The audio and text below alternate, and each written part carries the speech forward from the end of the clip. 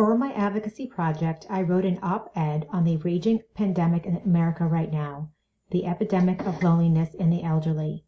I chose this topic as I feel like it is a silent pandemic that has not received the attention or funding that it deserves. Recent research has found that 1/3 to 1/2 of the elderly population report feelings of pervasive loneliness. The U.S. population is aging at an accelerated rate, with the number of Americans 65 years of age and older is projected to double by 2060.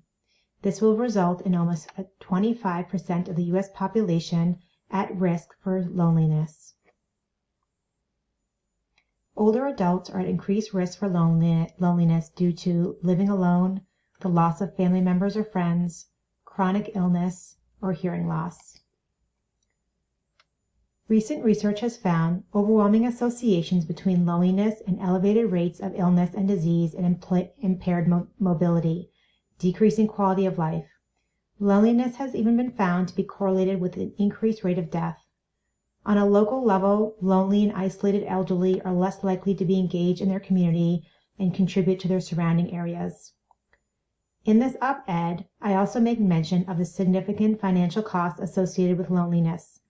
The impact of loneliness in the elderly has staggering financial implications, with recent Medicare spending data found that loneliness and its negative health effects cost the government almost $7 billion a year in additional federal funding.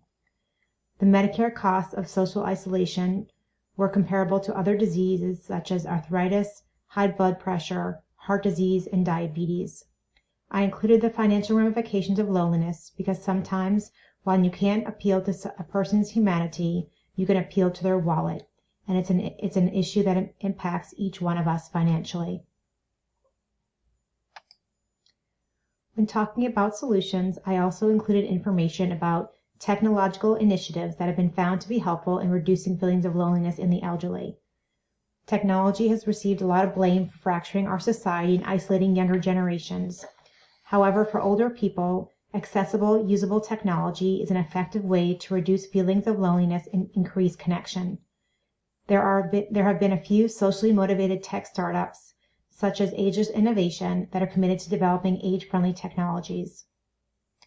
I've included a short video for you to see one of these technologies in action.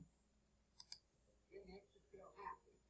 Joy for All companion pets make joy, comfort, and companionship happen. They make you feel that you're not alone.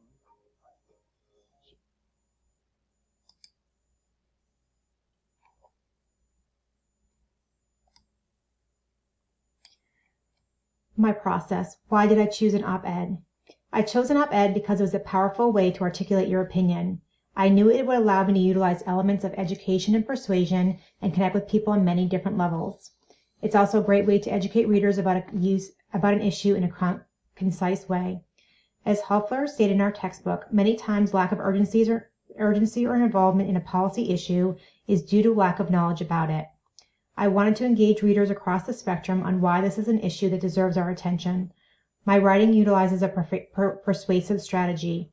By clearly articulating the facts on how many in the elderly population are consumed by feelings of loneliness, I can attempt to appeal to my opponent's sense of humanity.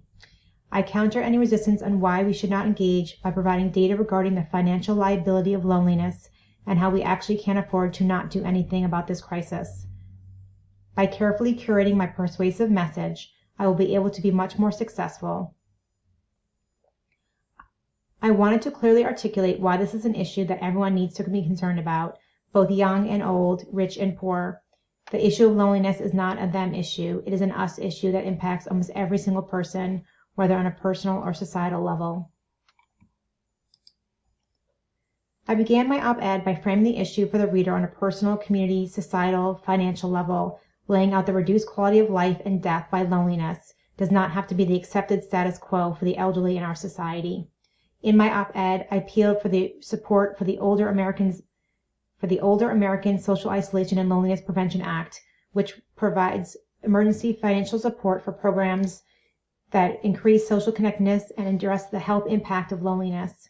This $100 million act includes funding for home and community-based services for older adults focused on preventing and mitigating the negative effects of social isolation and loneliness. This bill failed to pass in previous sessions of Congress, but can be introduced in this session. I encourage my readers to not make loneliness in the elderly a political issue and help protect our most vulnerable citizens from a preventable and treatable affliction.